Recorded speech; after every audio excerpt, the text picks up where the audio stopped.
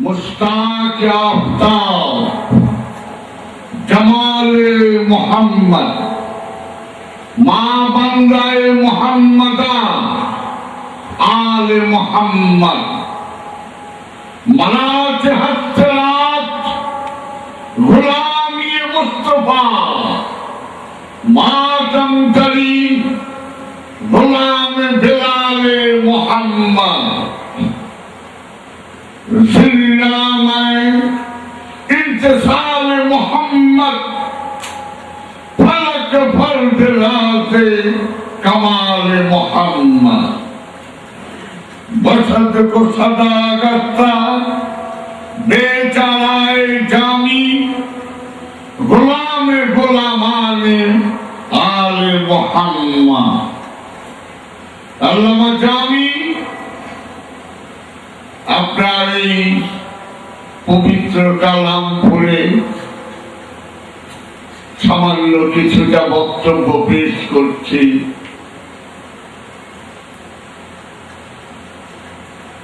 সেটাই আজ এই শুভে বরাতের রাতে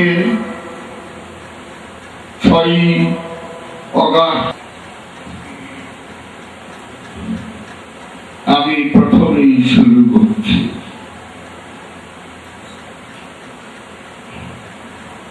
আল্লাহ রাব্বুল আলামিন আপনি প্রথমেই আপনার সবচেয়ে বড় অহংকার হলো কোরআনের সূরা রহমানের শেষ আয়াতটি। আল্লামা ইকবাল এই কথাটি বলেছেন, তারপরে থাকতে পারে। সেই আয়াতটি কি? তাবারাকা ইসমুহু ওয়া রাব্বুকা ওয়া যুল জালালিল ইকরাম। Blessed be the name of thy Lord, full of majestic, bounty and honor.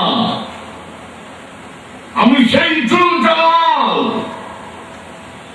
এক সেকেন্ডে কোটি কোটি রূপ আমি দেখিয়ে চলছি দ্রুত গতিতে। এই এক সেকেন্ডের মধ্যে কোটি কোটি যে রূপ আমি দেখাচ্ছি, সেই রূপ আর জীবনে কোনোদিন কোনো কালেও দেখানো হবে না। তাই আমি যুল জালাল আর exalted in might, লা মওজুদা ইল্লাল্লাহ, কোন অস্তিত্বই নাই আমি ছাড়া। No existence but I, ওয়াহদাহু লা শারীকা লাহু। আমি এক, আমি স্বয়ম্ভু, আমার কোন শরীক নাই। রব্বুল মাশরিকি ওয়াল মাগরিবি লা ইলাহা ইল্লা হু ফাত্তাখিযু ওয়াকিলা। পূর্ব পশ্চিমের যেদিকেই তাকাও আমি ছাড়া কিচ্ছু নাই। ফাত্তাখিযু ছাপা দিয়া ধরো, ওয়াকিলা উকিল। এই যে উকিল শব্দটি আরবি। হাকিমের কাছে যাইতে হলে যেরকম উকিলের প্রয়োজন, আমি যে সব, তুমি তো দেখতে পাচ্ছ না, তুমি সবই দেখো, আমারই দেখো না। তাই বলছি দেখতে চাও, ফাত্তাখিযু ছাপা দিয়া ধরো, ওয়াকিলা উকিল ধরো। এই মুর্শিদ, এই মুর্শিদ আল্লাহ পাক। কিন্তু সম্মান চালু আপনার অবনত মস্তকে আমরা সবাই মানি, কিন্তু তারপরেও একটি প্রশ্ন থেকে যায়, সৌদি আরবের বাদশা যদি কোরআনের অনুবাদ করে বিভিন্ন ভাষায় অনুবাদ করার পরে যারা হজে যায়, সোমালি ভাষায় কতটি আসছে সোমালিয়ান, কতটি সোমালি ভাষার কোরআন হাজিদের দিয়ে দাও। সব হাজিরা একটা করে কোরআন পায় তার নিজের মাতৃভাষায়। আল্লাহ, তুমি তো সর্বশক্তিমান, তোমার কোরআন সৌদি আরবের বাদশা যদি বাইন্ডিং করা কোরআন প্রত্যেক হাজির হাতে হাতে তুলে দিতে পারে, তুমি তো সর্বশক্তিমান, তুমি কেন তোমার কোরআন ফেরেশতাদের দিয়ে বাইন্ডিং করে আমাদের প্রত্যেকের ঘরে ঘরে পৌঁছিয়ে দিলা না? তাহলে কি তুমি সৌদি বাদশার চেয়েও দুর্বল? নাউযুবিল্লাহ। তোমার কোরআন আমরা পাই দুটি মাধ্যমে। প্রথমে তুমি সর্বশক্তিমান হয়ে তোমার কোরআন তুমি দিলে জিবরিল আমিনকে। জিবরিল আমিন 23 বছরে ভাগ করে করে দিলেন আমার মহানবী মুহাম্মদুর রাসূলুল্লাহ সাল্লাল্লাহু আলাইহি ওয়াসাল্লামকে।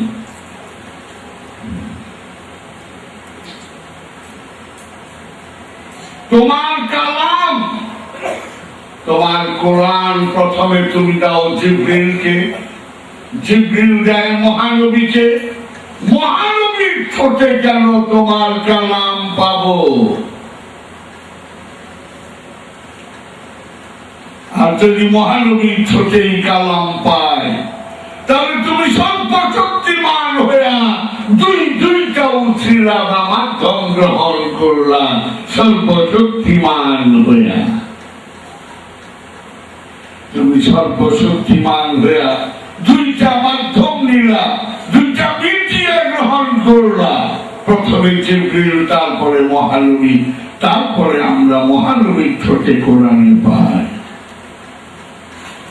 ইনজিল শরীফ এটাও তো প্রথমে জিবরিল, তারপরে হযরত ঈসা আলাইহিস সালাম, যাকে খ্রিস্টানরা যীশু খ্রিস্ট বলেন, তারই মাধ্যমে পায়। তারপরে জাবুর প্রথমে জিবরিল, তারপরে দাউদ আলাইহিস সালাম, তারপরে দাউদের ঠোঁটে পায়। তাওরাত প্রথমে জিবরিল, তারপরে মূসা, তারপরে মূসার ঠোঁটে পায়। তাহলে তোমার কালাম তুমি যখন বান্দাদের কাছে পাঠাও, তখন তুমি দুইটা উছিলা গ্রহণ করো, দুইটা মাধ্যম গ্রহণ করো। কেন গ্রহণ করলে? এটি বুঝিয়ে দিলে। কি বুঝাইলে? রব্বুল মাশরিকি ওয়াল মাগরিবি লা ইলাহা ইল্লাহু ফাত্তাখিযু ওয়াকিলা। পূর্ব পশ্চিমের যেদিকেই তাকাও না কেন, আমি ছাড়া কিচ্ছু নাই।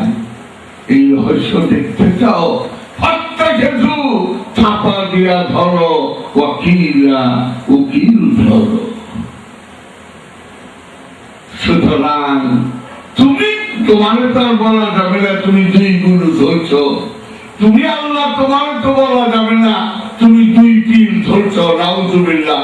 কিন্তু এটা তো বলতে পারি আল্লাহ, তোমার কালাম পাঠাইতে যায় তুমি দুইটা উছিলা নিলা, দুইটা মাধ্যম নিলা, সর্বশক্তিমান হইয়া। আর আমি ক্ষুদ্রাতি ক্ষুদ্র, আমাকে বললা একটা গুরু ধর। আর সেই গুরুই বাদ। গুরু ছাড়া সম্ভবপর নয়।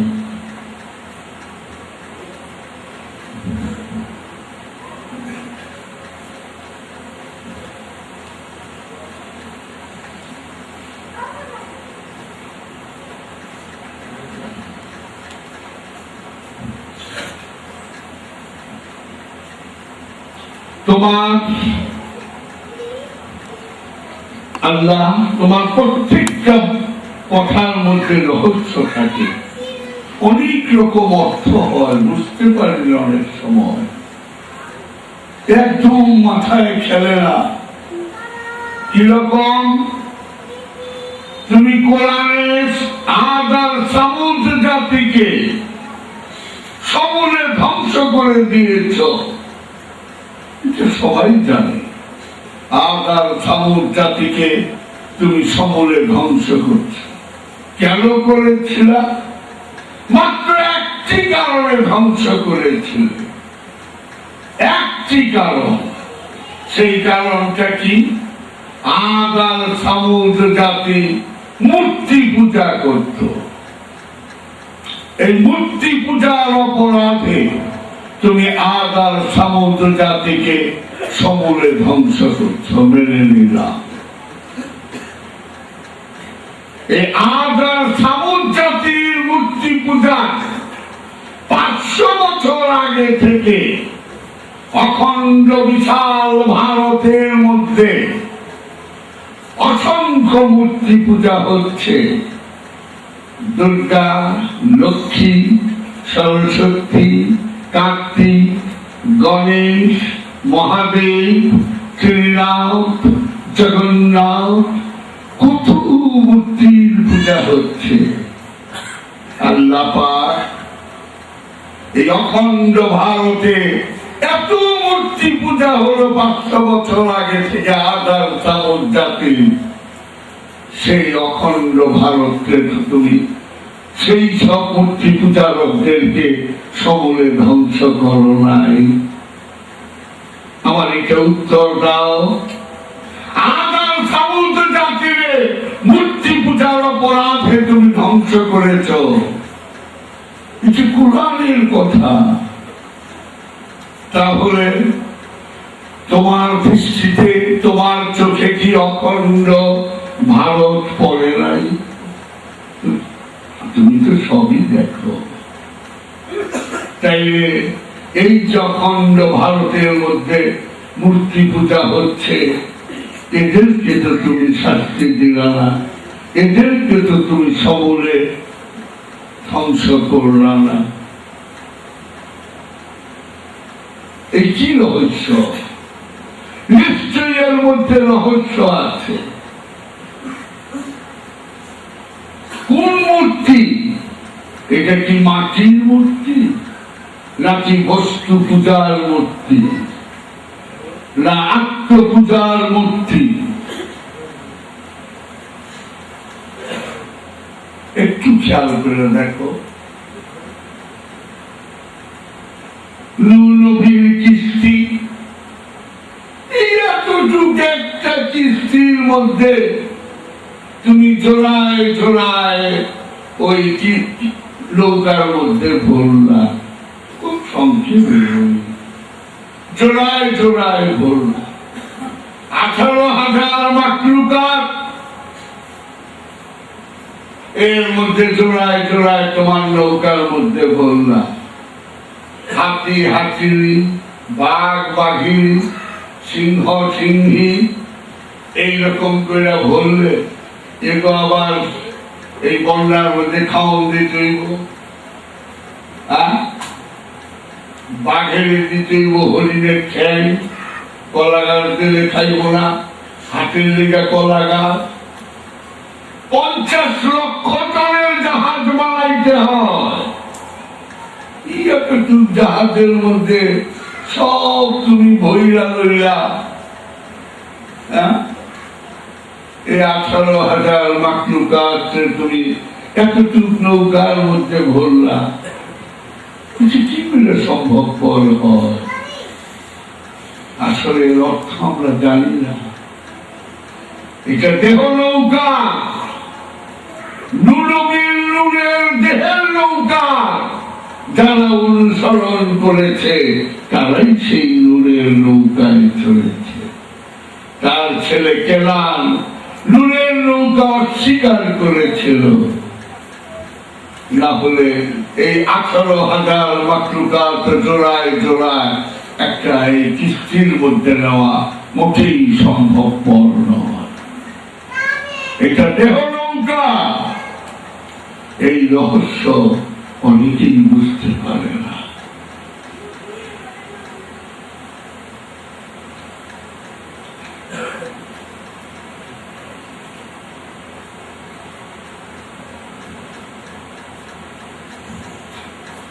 এরকম ভাবে যদি আমি বলতেই থাকি তাহলে এই প্রশ্নের খালি প্রশ্নের পর প্রশ্ন, এটা তো কি বলবো। আছেন হযরত ঈসা আলাইহিস সালাতুস সালাম। ইহুদিরা তাকে কাটার মুকুট পরালো, তাকে নিজের ক্রুশ নিজেই বহন করে নিয়ে যাচ্ছে। ছোট্ট একটি 12 বছরের মেয়ে ওই ভিড়ের মধ্যে বলে ফেলল, প্রভু এ কি আমি দেখছি?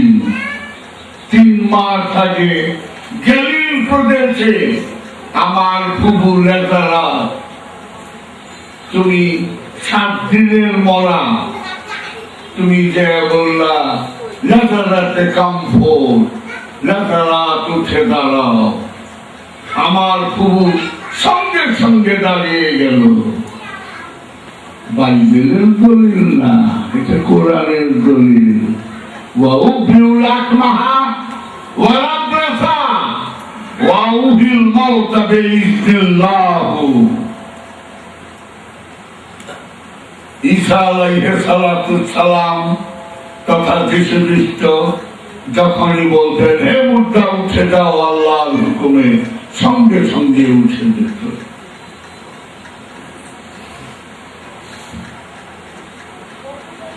সেই কিশোরী বলতেছেন ঈসা আলাইহিস সালাতুস সালাম বা যীশু খ্রিস্টরে, যে আপনি এই কাটার মুকুট মাথায় নিজের ক্রুশ নিজে বহন করে নিয়ে যাচ্ছেন।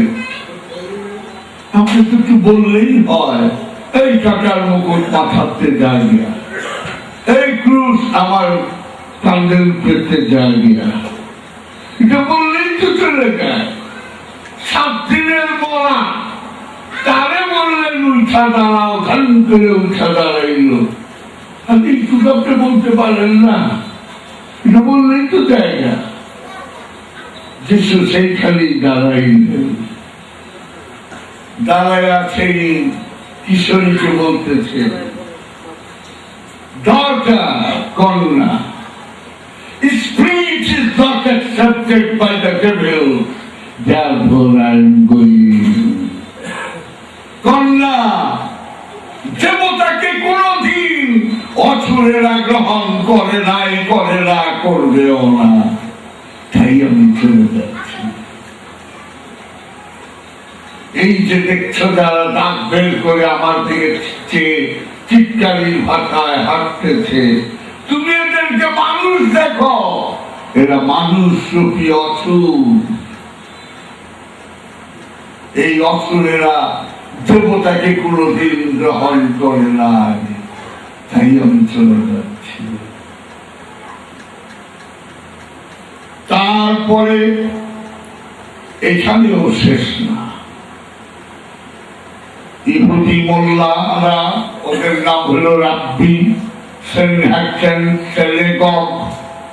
আমরা যেমন মোল্লা মুফতি থাকে, হিন্দুদের পাঞ্জা পুরোহিত থাকে, ইহুদিদের বলে রাব্বি সেনহাকশন সেনেগম। ছুরিতে চড়াইবার আগে ইহুদি মোল্লারা কি সুন্দর বলতেছে, যিশু আমরা সাক্ষী দিচ্ছি, তুমি হাজার হাজার মুর্দাকে জীবিত হও বললে সাথে সাথে উঠে গেছে। বলছে আল্লাহর হুকুমে উঠে যাও, সঙ্গে সঙ্গে উঠে গেছে। এই সাক্ষী আমরাই দিতেছি। এইবার আমরা তোমার ছুরি চড়াইলাম, আমরা ইহুদিরা তোমার ছুরি চড়াইলাম, থেকে যদি বেরিয়ে আসতে পারো তবেই তুমি আসল নবী।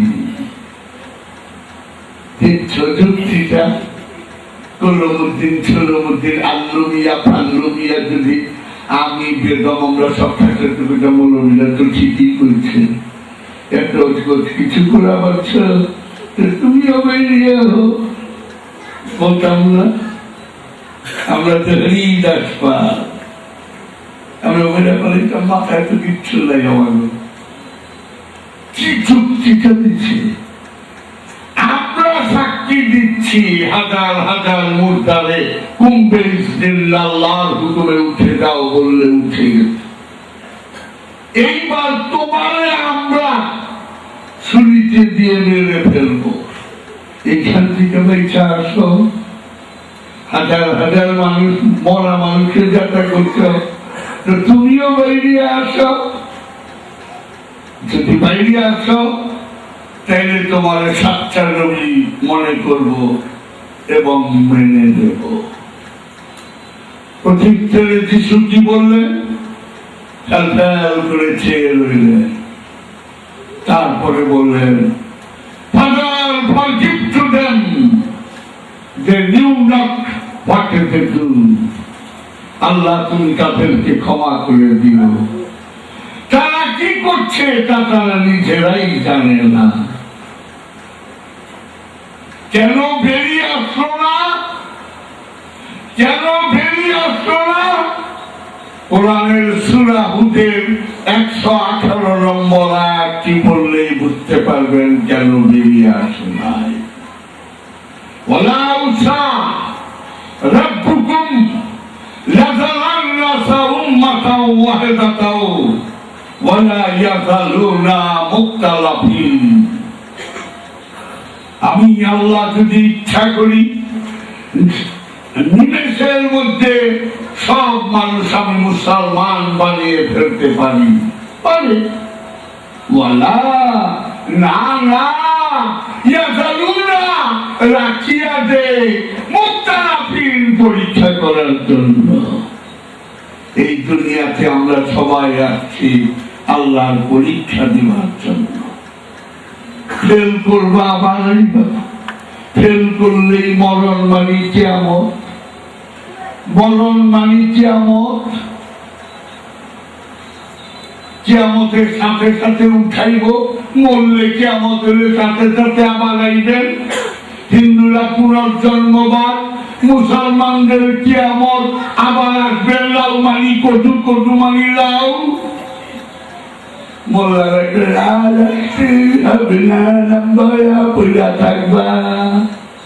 মাথার মধ্যে তো কিচ্ছু নাই, আর 10 বাড়ির ভাত খেলে কিছু থাকে না মাথায়। একটা পাম অয়েল, 4টা সোয়াবিন, পরশুদিন সরষের তেল, ডালডা, ব্রেডের নাম কিছু সব নষ্ট হয়ে যায়।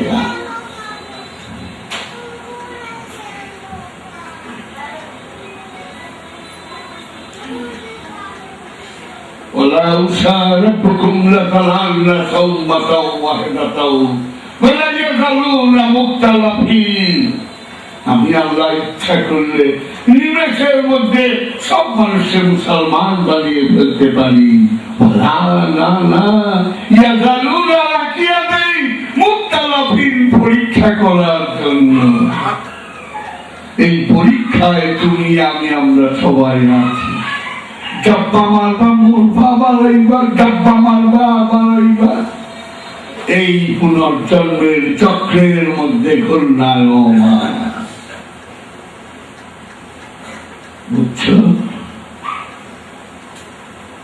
ওই বিশ্ব ব্রহ্মাণ্ড ভাঙ্গা চুরে একাকার হবে, ওই জন্য কিয়ামতে কবিরা বড় কিয়ামত।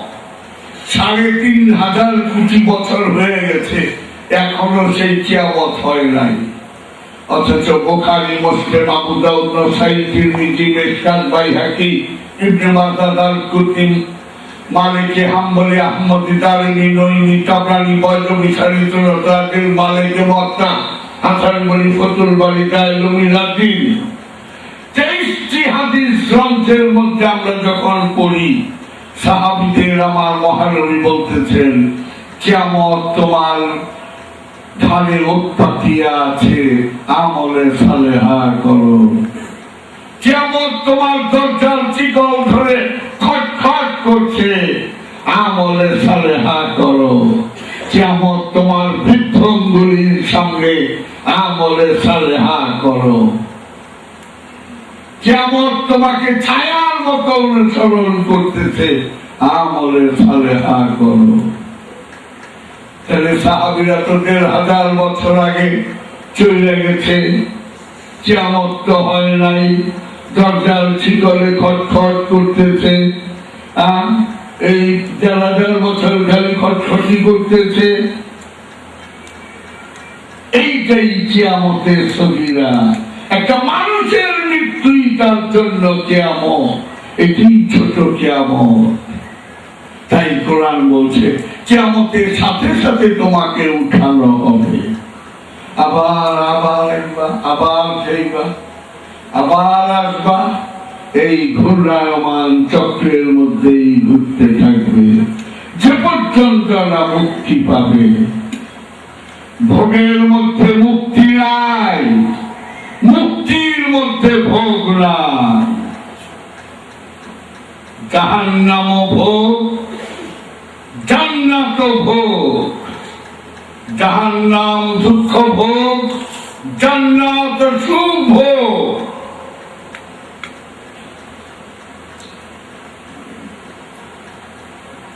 মূলে দুটাই ভোগ, একটা সুখ ভোগ, একটা দুঃখ ভোগ। এই ভোগ ভোগের মধ্যে মুক্তি নাই, মুক্তির মধ্যে ভোগ নাই। তাই আল্লাহর ওলিরা মুক্ত, তারা ভোগের ঊর্ধ্বে চলে যায়। এই আয়াতটা কেন করলাম? আমি পরীক্ষা করার জন্য রেখে দেই। যদি যীশু খ্রিস্ট ওই শরীর থেকে বেরিয়ে আসতো, সব মুসলমান হয়ে যায়, আল্লাহর পরীক্ষা থাকে না। যেই বেরিয়ে যেত সব ইমানের ব্যাপারে। তো তুই একটাবার কম জায়গায় আল্লাহ এক্সাম্পল করে রাখে, আবু জাহেল, আবু লাহাব বা ওইটা আলাদা। কিন্তু এমনি কারণ ওরা চ্যালেঞ্জ দিয়েছিল যে শরীর থেকে বাইরে আসে, তো শরীর থেকে বাইরে আসলে তো ইমানের ব্যাপার, কেন পরীক্ষা থাকে না। তাই কিছু বললেন, Father, forgive to them. They knew not what they do. আল্লাহ তুমি তাদেরকে ক্ষমা করে দিও, তারা নিজেরা কি করতেছে তা তারা নিজেরাই জানে না।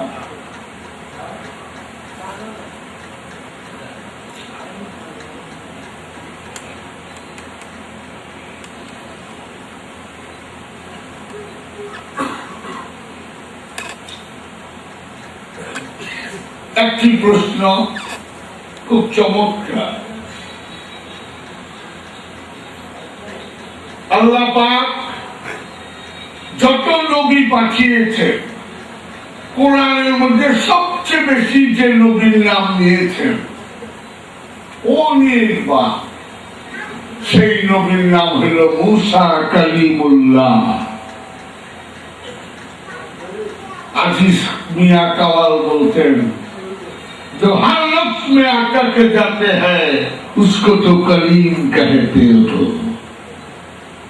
अल्लाह कलाम जाने बोलते हैं, मूसा के बोलते हैं ही इज माई कलाम। जो हर लफ्ज में आकर के जाते उसको तो कलीम कहते हैं। যে তোতলা প্রত্যেক কথার মধ্যে তত করে ওর কথাই তোর কাছে সবচেয়ে ভালো লাগলো। এত বড় জাতীয় নবী, তাওরাত কিতাব যার সময় অবতীর্ণ হয়, সেই জাতীয় নবী একদিন তার উম্মতদের বলে ফেলাইলেন, জানো আমার সে জ্ঞানী কইরা আল্লাহ আর কাহাকেও তৈরি করে নাই। এই কথাটা আল্লাহ দেখেছে। উনি তো টুর পাহাড়ে যাওয়া তার অভ্যাস, আর ঠেকা জন্মের ঠেকা নবুয়তি ফালিয়ে দেয়, এইরকম ঠেকা। আল্লাহরে সেজদা দিচ্ছে, দিয়ে হচ্ছে আল্লাহ তাহলে কি করবো ঠেকারে? এই তোমার মধ্যে কি করছো? ওইটার বলে না, ওইটার বলে না, এই আর কি করছো? এই করতে বাইর করছে। আল্লাহ বলছি যে আমার চেয়ে আর জ্ঞানী তুমি কাউরে বানাও নাই। তখন বললো যে না, তোমার চেয়েও জ্ঞানী আমি বানিয়ে রাখছি, আমার চেয়ে হও। যদি তুমি তার সঙ্গে যাও, তার কাছে অনেক কিছু শিখতে পারবে। তারে কোথায় পাবো? দুই সমুদ্রের মিলন ক্ষেত্রে পাবে। আর দুই সমুদ্রের মিলন ক্ষেত্রে এখানে গেছে, এক ভক্ত দৌড়াইতেছে, পায় না, বলছে যে একটা ভাজা মাছ নিয়ে যাবে। ভাজা মাছটা জীবিত হয়ে যখন সাগরে চলে যাবে, মনে করবে ওইখানে ওই আমার বান্দা আব্দুহু সেইখানেই আছে। কোন সময় যে ভাজা মাছ চলে গেছে জীবিত হয়ে, মুসারও খেয়াল নাই, তার শিষ্যেরও খেয়াল নাই। কিছু দূর যাবার পর একটা পাথরের উপরে বৈশা বলতেছে, কিছু খাওয়ালো, তো বড় খিদা লেগে গেছে, খায়া রোয়ানা দেই। পোটলা খুলে কয়, হুজুর বাঁকা মাছ তো নাকি, বোধ হয় চলে গেছে। এই আমার পিছনে যায় দেখে এক আব্দুহু এইরকম লম্বা একটা লাঠির মতো অর্ধ উলঙ্গ অবস্থায় দাঁড়িয়ে আছে।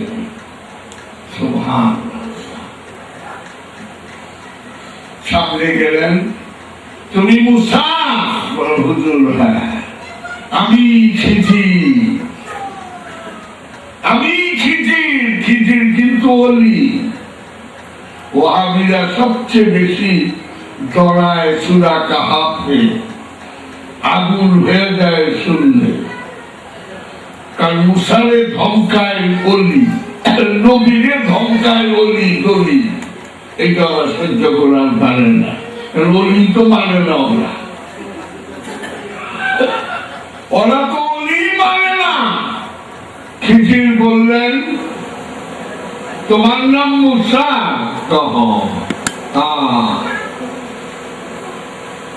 তুমি আমার জ্ঞান অর্জন করার তো পরে ধৈর্য ধরতে পারবা কিনা এটা দেখো। কি জাগ্রের নবীরে খিজির বলতেছে, জ্ঞান অর্জন করার পরে আগে আমার সঙ্গে কথা হলো তুমি ধৈর্য ধারণ করার পারবা কিনা।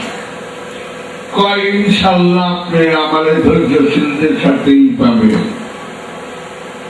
খিজির বললেন, 3 বার ধৈর্য ধারণ যদি ভাঙ্গো, তা তোমার রাস্তায় তুমি, আমার রাস্তায় আমি। একে কোরআনের কথাই বলতে।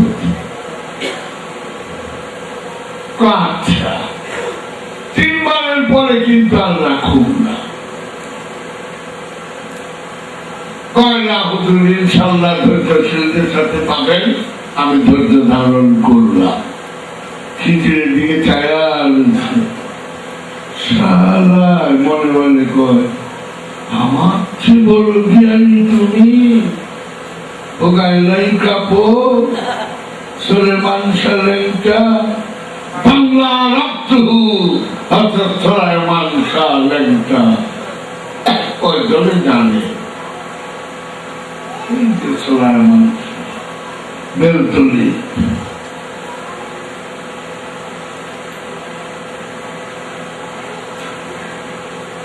চলো তোমার জ্ঞান শিক্ষা দেব, চলো আগে ধৈর্য দেখি। যাইতে যাইতে এক নদী পড়ছে, নদী পার হইব একটা নৌকা, নৌকার মাঝি জানে আমি তার উম্মত। সালাম করলো, হুজুর আপনি মুসা কালিমুল্লাহ, আপনার আমি নৌকায় গেলে আমার জীবন ধন্য, আমার পয়সা লাগবো না হুজুর, এই নতুন নৌকাটা বানাইছি, এই আমার বাপ মা ভাই বোন সবাই এই নৌকার উপরেই চলি, এইটার খরচ দিয়ে চলি, আপনি চললে দোয়া পাবো, একটু ভালো বেচা কিনা হবে। আর খিচিড়ে তো চিনে না, খিচিড়ি তো উঠলো, নৌকা চালিয়ে গেল। ওই পার যাইবার পরে মুসার উম্মত মুসাকে বললেন, হুজুর আমার একটু দোয়া করে দিলেন না। আরে মুসা তো জানে যে আমার গুরুজি আমার সঙ্গে বসা, এক সামনে আমি কেমনে হাত মাঝিরা চিহ্ন, সিংহ জানে বাঘের গায়ে কতটুক শক্তি, খরগোশের পক্ষে তো সম্ভব না। বলতেছেন হুজুর আপনি একটু আপনারা দোয়া করে দেন। কি জিনিস বলতেছেন, আমি দোয়া করো?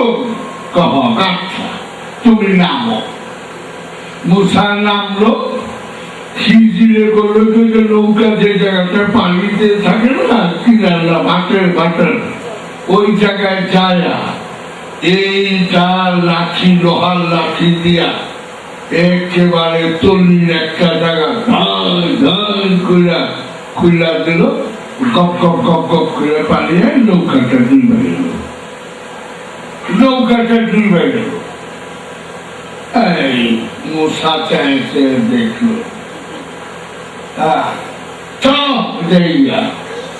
আর মুসা তো যায়, দুই পাও আগে যায় এক পাও পিছিয়ে, এটা কি করলো? একটু আগে করছে এটা দেয়া সংসার চলে, এইটাই সম্ভব। আর এই নৌকাটারে ভেঙে দিলে তলিয়া তো দূর থেকে খুলে দিলে ডুবে গেল না, সংসার চলবো কেমনে? এই কোন পাগলের পাল্লায় পড়ছি? এর কাছে কি এলেন শিখুন, এলে বুঝে দোয়া করবা। এই যে নৌকা নতুন নৌকাটারে বোগলা করে দিল, নৌকাটা সুন্দর ডুবে গেল, তারপর চলো যাই। আর যা চলো তাড়াতাড়ি। আর মুসা কয় না এইটা জিগে ভালাই, আরো তো দুইটা রয়েছে, আরো দুইটা তো রয়েছে, একটা তো আবার বিদায় করবো না। তখন মুসা বলতেছে, হুজুর আপনি দোয়া করতে বললো, আপনি জানেন কহা জানি ওর বাপ মা সংসার রেখে দিয়ে চলে, আপনি নৌকাটারে বোগলা করে ডুবিয়ে দিলেন, চলে গেছে টুক জায়গা ফালাইয়া দিলেন, ডুবে গেছে, ও কি করে খাইব? মুসা রাজা দারায়ুস যুদ্ধে যাবে, নৌযুদ্ধ হবে, সৈন্যকে বলছে যত নৌকা নতুন পাও সব বাজেয়াপ্ত করে লইয়া বলল, কিন্তু প্রেসিডেন্ট না দিলে একটু টুকা করে ফেলব, সব বলল। আমি দেখতেছি এখনো 15-16 মাইল দূরে রাজা দারায়ুসের সৈন্যরা আসতেছে নৌকা বাজেয়াপ্ত করার জন্য। এই নৌকাটা যদি দেখে সুন্দর একদম নতুন বানানো, সঙ্গে সঙ্গে লয়ে যাবে দিয়া, তাই আমি একটু বোগলা করে দিলাম, দুইবার হইল, পলা মনে করলো বাংলা নৌকা যাই বোঝা। তারপরে ও আস্তে করে উঠাইয়া মিস্ত্রি দিয়া 2-1 ঘন্টার মধ্যে ঠিক করে আবার চালু করবো। আমি কি ভালো করি? হুজুর চমৎকার কাজ করছে, চমৎকার কাজ করছে। যাই হোক, 3 বারই ধৈর্য ধরতে পারলেন না। মুসারে বললেন, মুসা, তোমার রাস্তায় তুমি যাও, আমার রাস্তায় আমি যাই। সুতরাং জ্ঞান অসীম, আল্লাহ অসীম, তার জ্ঞানও অসীম। সুতরাং কেবল বলতে পারে না আমি সব জানি। এটাই প্রমাণ করে দিলেন। তাই খিজিরকে বলা হয় আব্দুহু। নওয়াজ বলেছেন, বাবা কুতুবুদ্দিন, জানিয়া রাখো, যিনি খিজির তিনি মোহাম্মদ, যিনি মোহাম্মদ তিনি খিজির।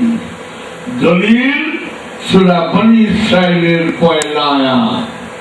সুবহানাল্লাহ, সুবহানাল্লাযী আসরা বিআবদিহি লাইলান মিনাল মাসজিদুল হারামা ওয়া ইলাল মাসজিদুল আকসা। আমি মেরাজে তো মোহাম্মদকে নিয়েছি নাই, আমার হাবিবকে নিয়েছি নাই, কাকে নিল? আব্দুহু। তাইলে আমার মুহাম্মদুর রাসূলুল্লাহ মহানবী, উনি রাসূল, উনি নবী, উনি ওলি, উনি আব্দাল, 4 গুণে গুণান্বিত। সুতরাং এই খিজিরের রহস্য, ওলির যে রহস্য, অনেক সময় নবীরাও বুঝতে পারে না। এটাই বুঝিয়ে দিলেন এই কোরআনের সূরা কাহাফে। হুজ্জাতুল ইসলাম ইমাম গাজ্জালী, যাকে বিশ্ব বলে বাহারুর রূম, জ্ঞানের সাগর, উনি তুহাফাতুল ফালাসফা, দর্শনের রহস্য একটি বই লিখলেন। তারপরে উনি গবেষণা করতে করতে দেখলেন যে সুফিজম বা ফকিরি লাইনই ঠিক। উনি এটা বুঝতে পারলেন যে সত্য ফকিরদের কাছে। এইটা উনি বুঝবার পরে বিশাল এক বই লিখলেন, ইহইয়ায়ে উলুমুদ্দিন, 12 খণ্ডে। মুড়ি ধইবার আগে কিন্তু লেখা, মুড়ি ধইবার আগে অনেকেই জানে না। এই ইহইয়া উলুমুদ্দিন লেখার পরে ইমাম গাজ্জালী অন্য এক প্রদেশে গেলেন। জানেন যে ওইখানে একটা বিরাট ওলি আছে, সেই ওলির নাম হযরত আবু আলী ফারমাদি। সেই আবু আলী ফারমাদির দরবারে গেলেন, যা বললেন, হুজুর, আমি আপনার কাছে মুরিদ হইতে আসছি, আমার আপনি মুরিদ করেন। আবু আলী ফারমাদি বললেন, গাজ্জালী, জীবন ভর তুমি কালি দিয়া সাদা কাগজ ঘইসা ঘইসা কালো করছো, আর আমি কলমের মধ্যে আল্লাহর জিকির দিয়া ঘইসা ঘইসা কলমকে পাক পবিত্র করেছি। ইমাম গাজ্জালী বললেন, হুজুর, সেই জন্যই তো মুরিদ হইতে আসছি।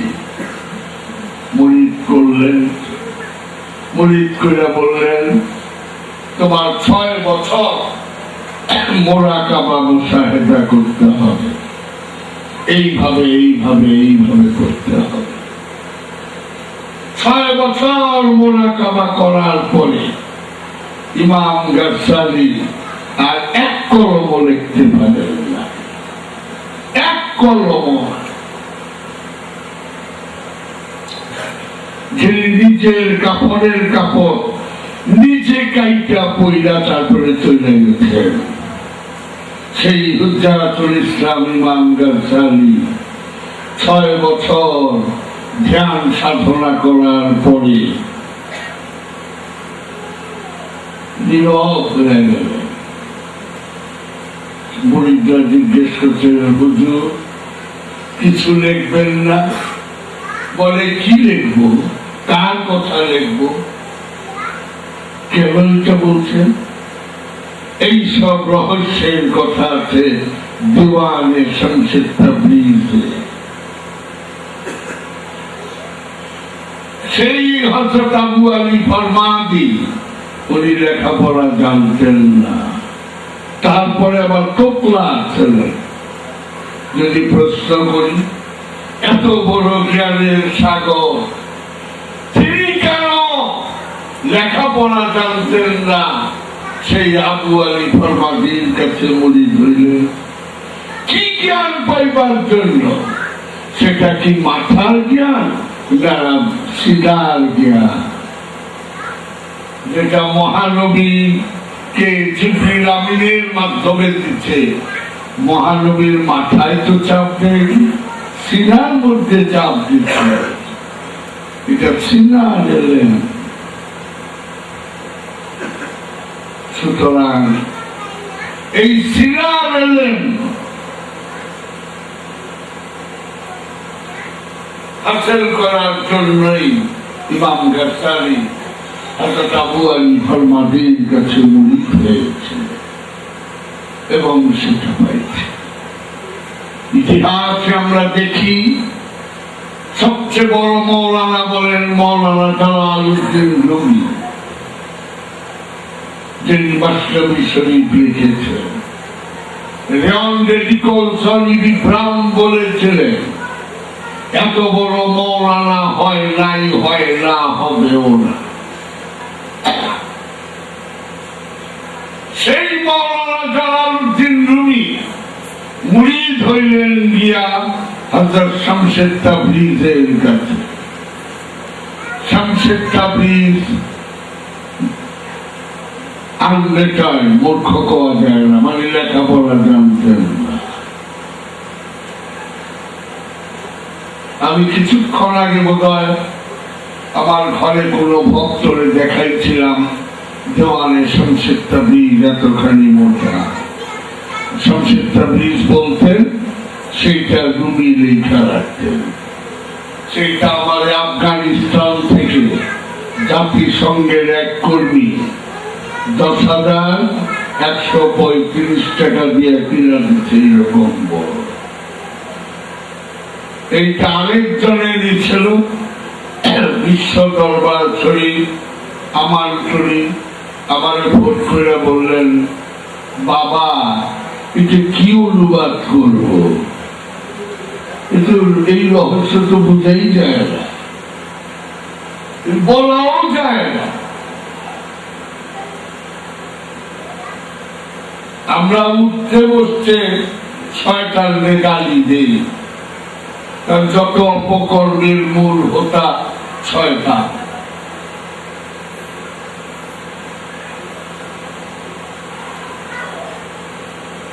সেই শামসে তাবরিজ দের কাছে মাওলানা জালালউদ্দিন রুমি মুরিদ হলেন। শামসে তাবরিজ বলতেছেন যে হযরত আযাজিল আলাইহিস সালাতুস সালাম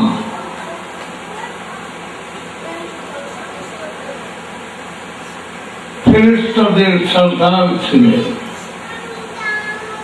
ফেরেশতাদের সরদার ছিলেন।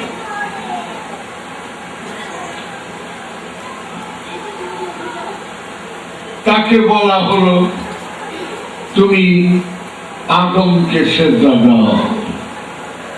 সবাই সেজদা দিল, শুধু ইবলিস বা শয়তান সেজদা দিল না, অহংকার।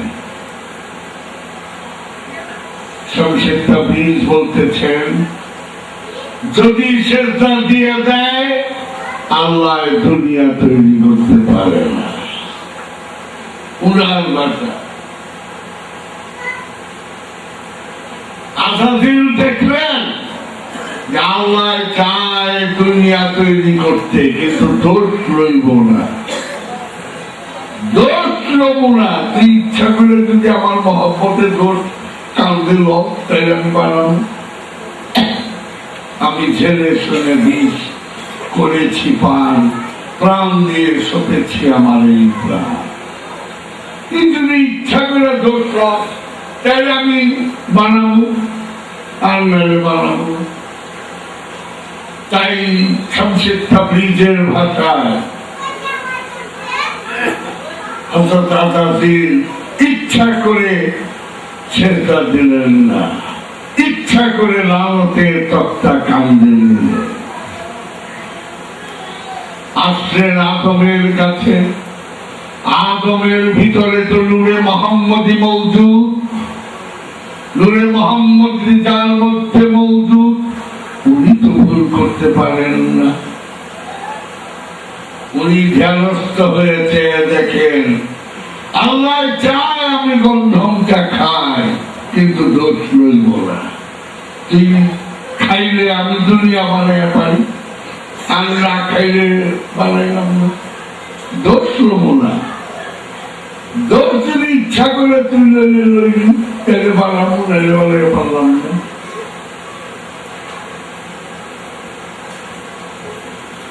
আদম চেয়ে দেখলো আসাফির ভাই কলঙ্কের তিলক কাঁধে নিল, কপালে নিল, আর আমি একটু গন্ধম খাইলে তো দুনিয়া তৈরি করতে পারে। তাই জেনে শুনে আদম গন্ধম খাই, আল্লাহ দুনিয়া তৈরি করবে। এইভাবে যদি শামসুর তাবরিজের কথাগুলো এইরকম, সুতরাং এগুলো অনুবাদ করলেও একদম অচল কথা, এগুলো আমাদের চলবে। আমি কথার কথায় বললাম, কিন্তু এগুলো চলবে। তাই পরিশেষে এইটুকুই বলি, মানুষ ছাড়া আল্লাহর পরিচয় পাওয়া অসম্ভব। কারণ এই সৃষ্টি রাজ্যের মধ্যে আল্লাহ পাক মানুষকে সর্বশ্রেষ্ঠ আশরাফুল মাখলুকাত করে তৈরি করেছে। তার মধ্যেই আল্লাহ রূহ দিয়েছেন। ওয়ানুফাক্তু মিন রূহি, আমি তার মধ্যে রূহ উৎকার করে দিয়েছি। ওয়ানুফাক্তু মিন নাফসি বলেন নাই, রূহ আদমের মধ্যেই দিয়েছে। তাই এই রূহ ফেরেশতারও নাই, কাহারও নাই। তাই আল্লাহ বলছেন নাহনু আকরাবু ইলাইহি মিন হাবলিল ওয়ারিদ, আমরা তোমার শাহরগের নিকটেই আছি। উনি আল্লাহ তো বলেননি নাহনু আকরাবু ইলাইহি জীবজন্তু, এটা তো বলেন নাই। নাহনু আকরাবু ইলাইহি নদী নালা সাগর বলেন নাই। নাহনু আকরাবু ইলাইহি পাহাড় পর্বত, শুধু বলেছেন নাহনু আকরাবু ইলাইহি মিন হাবলিল ওয়ারিদ, আমরা তোমার শাহরগের নিকটেই আছি। কি রূপে আছে? রূহ রূপে। কুল্লু নাফসুন যায়কাতুল মউত, প্রত্যেক নফস মৃত্যুর স্বাদ গ্রহণ করবে। কোরআনের এক জায়গায়ও বলা হয় নাই কুল্লু রুহিন যায়কাতুল মউত, রূহ কখনো মৃত্যুর স্বাদ গ্রহণ করবে, কোরআনের এক জায়গায়ও না। কারণ রূহ স্বয়ং আল্লাহ। এই আল্লাহ বীজ রূপে প্রত্যেকটা আমাদের মধ্যে আছে। এই বীজকে গাছ রূপে জাগ্রত করবে। একটা ছোট্ট বীজের মধ্যে বিশাল বট বৃক্ষটা লুকিয়ে রয়েছে, তার বিশাল শক্তিটা লুকিয়ে রয়েছে। এই ছোট্ট বীজ প্রতিটি মানুষের সঙ্গে আল্লাহ দিয়েছে। এই শক্তিকে যখন জাগ্রত করতে পারে, তখনই সে দেখতে পায় যে না, আল্লাহ আমারই মধ্যে। আল্লাহ তো সৃষ্টি জগতের সবখানি সিফাত রূপে আছে, গুণবাচক রূপে আছে, জাত রূপে আল্লাহ থাকে তিন জায়গায়, একটি লা মুকামে, আরেকটি জিনের অন্তরে, আরেকটা মানুষের অন্তরে। লা মুকামে থাকে দলিল, সুম্মা দানা ফাতাদাল্লা ফাকানা কাবা কাউসাইনা ওয়াদনা। আমি আমার হাবিবকে দুই ধনুকের ব্যবধানে অথবা আরো নিকটে নিয়ে আসছিলাম। তিন না বইলা ধনুক বলা হলো কেন? ধনুক দেখতে অর্ধবৃত্তের মতো, দুই অর্ধবৃত্ত সমান সমান একটা বৃত্ত। সুতরাং যদি বৃত্ত না হয়, আওয়াজ না বৃত্ত বানিয়ে নাও, প্রকাশ্য নূরে মুহাম্মদ, আর যেটা অন্ধকার পোর্শন সেটাই আল্লাহ। তাই ওলি আল্লাহরা বলে থাকেন, दोनों ही का से लेखा है, किसको खुदा कहो।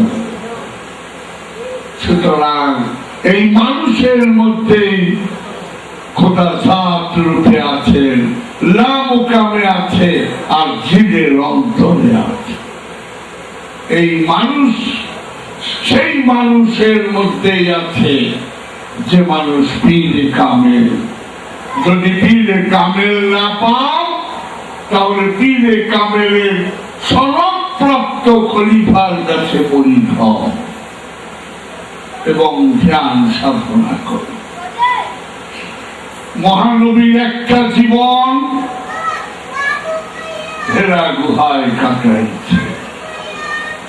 ১,৫০০ বছর আগে ২,৫০০ ফিট উঁচায় জাবালুল নূর পর্বতের হেরা গুহার মধ্যে মহানবী ১৫ বছর ১ মাস ১৯ দিন ধ্যান সাধনা করেছে।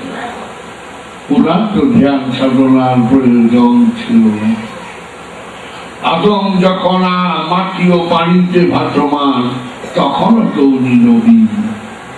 এটা তার উম্মতদের শিক্ষা দেওয়ার জন্য যে তোমরা যদি সত্যকে উদ্ধার করতে চাও, নিজের মধ্যে যদি সত্যকে প্রকাশ করতে চাও, তাহলে আসো এই হেরা গুহার মতো নির্জনে ধ্যান সাধনা করলেই তোমার মধ্যেই সত্য উদ্ভাসিত হবে। সুতরাং সেই ধ্যান সাধনা একটি স্কুল আমরা খুলেছি। সেই নরসিংদী জেলার শিবপুর থানার জয়নগর ইউনিয়নের নৌকাঘাটা গ্রামে ১০-১২ লক্ষ টাকা খরচ করে ৩ সেট বিল্ডিং করা হয়েছে ধ্যান সাধনার জন্য। আর ৪টা মাস করো, ৪টা মাস ধ্যান সাধনা করো, কামেল হবে না, কিন্তু ধোঁয়া দেখলে তো আগুনের সন্ধান পাওয়া যায়। আসো ৪ মাস করো, যদি ধোঁয়া না দেখো, এইখানে দাঁড়িয়ে বলল আমি কিছু পাই নাই, চলে যায়, আমি মাথা নিচা করে ফেলব। সুতরাং যা কিছুই পাবে প্র্যাকটিক্যাল। আমার নবী যে হেরা গুহায় মোরাকাবা করছে, নবুয়ত তো উনি বাকিতে পায়নি, নগদ পেয়েছেন। আল্লাহর কোরআন তো বাকিতে পায় নাই, নগদ পেয়েছেন। জিবরিল আমিনের দেখা তো বাকিতে না, নগদ। সুতরাং কাবায় শরীয়ত, হেরা গুহায় মানে ওই রকম হেরা গুহার মতো নির্জন স্থানে মাত্র ৪টা মাস সর্বদিন বুয়ারি শাকানন্দার পানিপথি সেই নদী ফাঁকি করে দেখো, না পাও আমারে ফেলে চলে যাও, অবশ্যই পাবে। এটি সাধনার মূল কথা। এই ধ্যান সাধনা করেই এক একজন অলি হয়েছে। আগেরকার দিনে গাউসে পাক যে মাতার জাতলি আমরা বই পড়লে দেখি উনিও 23 বছর নির্জনে কাটাইছে, খাজা বাবাও 10-12 বছর প্রত্যেকে। সুতরাং যা কিছুই পাবেন ধ্যান সাধনা ছাড়া অসম্ভব। না হয় কতটি কথা শিখবেন, এই কথা লই কথার গাছটি লই ফিরবেন, ঝগড়াঝাটি এই সেই করবেন। কিন্তু সত্য যদি পেতে চান, সেই সত্য আপনারই মধ্যে ঘুমিয়ে রয়েছে। এই সত্যকে উদ্ধার করতে হলে নিজের মধ্যেই ফুটিয়ে তুলতে হবে। বাহিরে সেপা, বাহিরে জাত নাই। তাই আল্লাহ জাত রূপে থাকে লামকামে, জিনের অন্তরে আর মানুষের অন্তরে। তাই সবার উপরে মানুষ সত্য, তাহার উপরে